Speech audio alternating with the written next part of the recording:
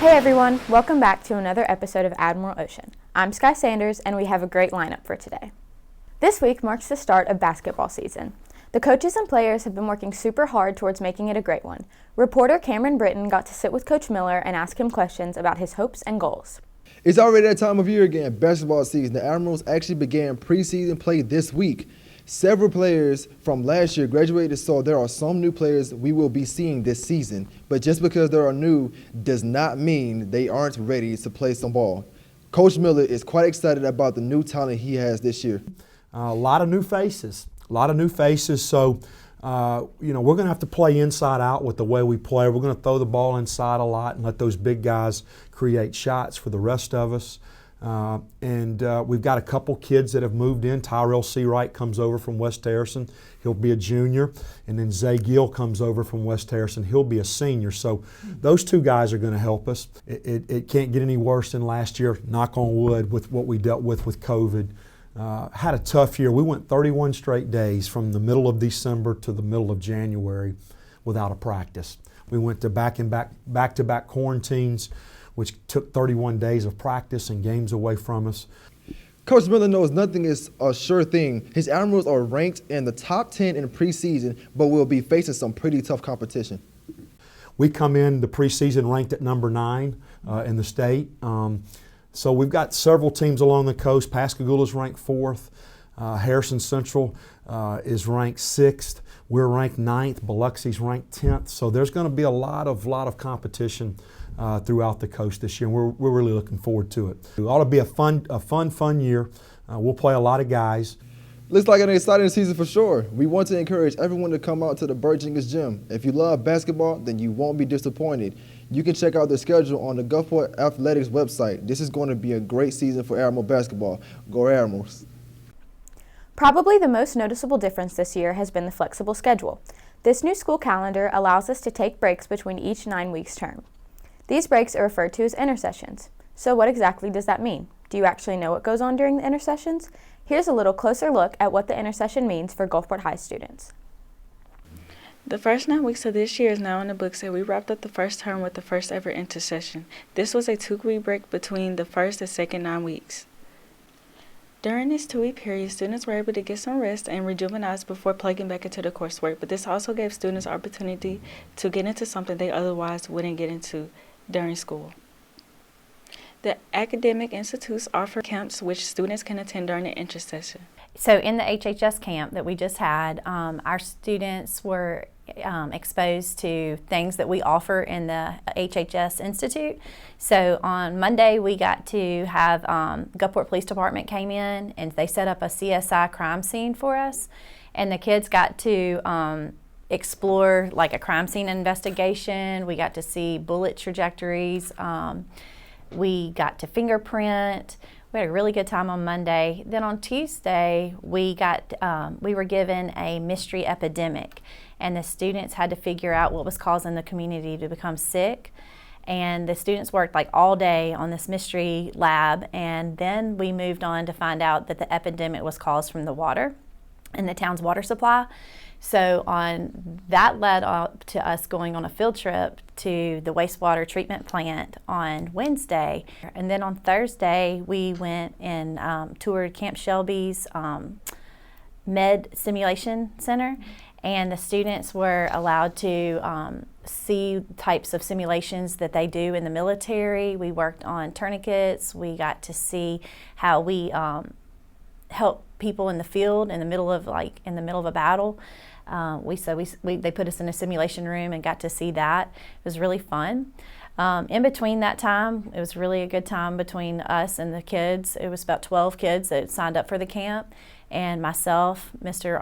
Nikase, and Mrs. Armstrong were the instructors that helped with the camp, and we had a really good time exploring all the various different career opportunities that we have in HHS.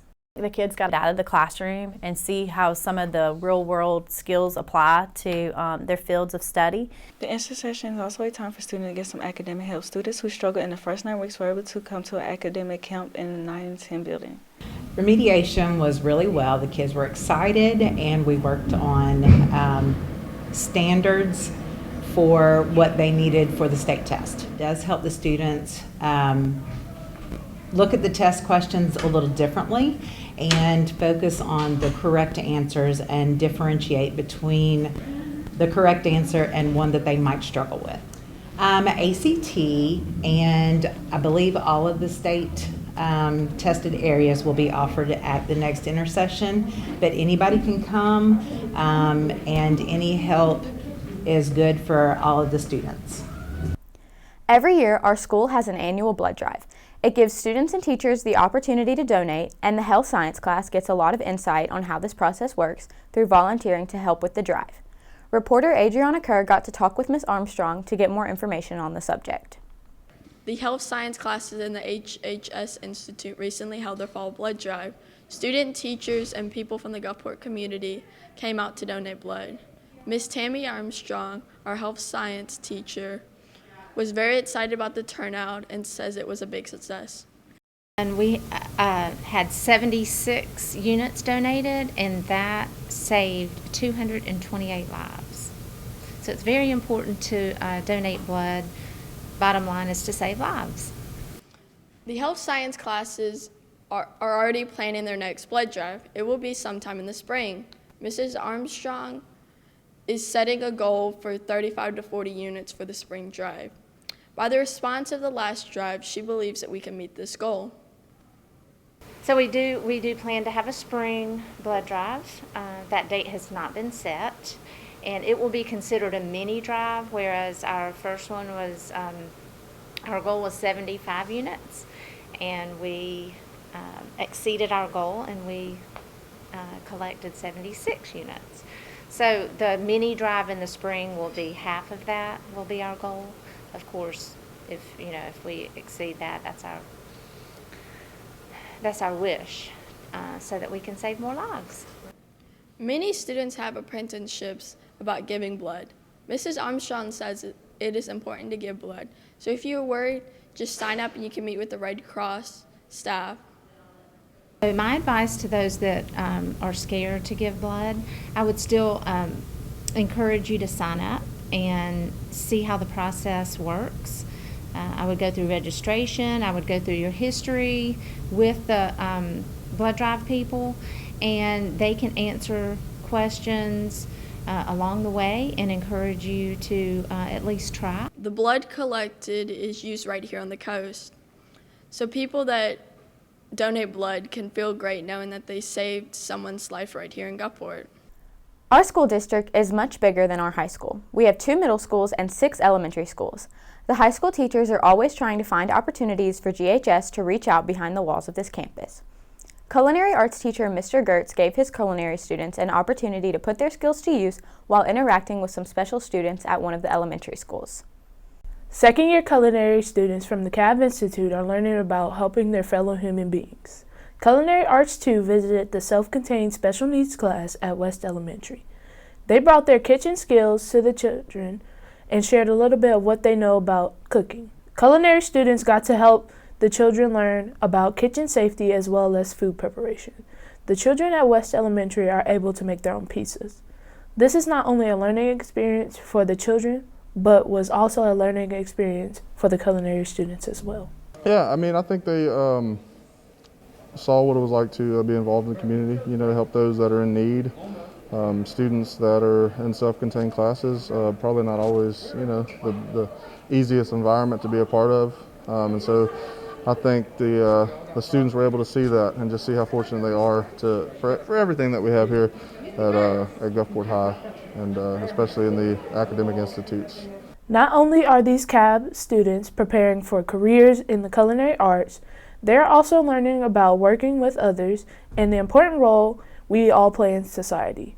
When we share ourselves with each other, we can make the world a better place. As you know, Halloween is this weekend, and in the spirit of spooky season, we asked some students what they would be dressing up as. I'm going to be Invader Zim. I don't really know how to explain it. He's kind of like an alien. I'm going to be Ivy. It's a DC character, I'm going to be a killer nurse. I seen it on the Netflix movie. My babysitter is a killer. and I just liked it. I'm dressing up as a hot dog for Halloween. I'm dressing up as Batman for Halloween. I'm gonna be a Teletubby. I was dressing up as a Jedi for Halloween. Me and my cat, we're gonna be peanut butter and jelly for Halloween. I'm gonna be Jason Voorhees. Okay, I'm gonna be the Ghost of the Shades for Halloween, yeah. I am gonna be World War II Steve Rogers. Okay, I'm gonna be a cheetah. And I'm gonna be a zebra. I have half a skeleton costume and half a witch costume, so I'm gonna be a skeleton witch. I'm gonna be Patrick Bateman from American Psycho. That's all for this episode. Thanks for watching and see you next time.